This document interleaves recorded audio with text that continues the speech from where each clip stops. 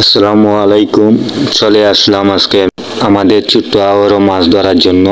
আজকে আমার এই ভিডিওটা করা আমাদের বিদেশি ভাইদের উদ্দেশ্যে। আজকে কিন্তু অনেক গরম পালাইছে আর পানিও অনেক গরম। আর রোদ না উঠলে কিন্তু লুঙ্গাতে মাছ উঠে না, আর যত রোদ তত লুঙ্গাতে মাছ উঠবে।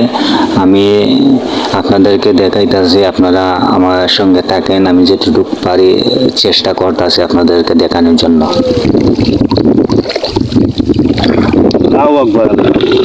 মাশাল্লাহ মাশাল্লাহ, মাছ কোন দেখাবি?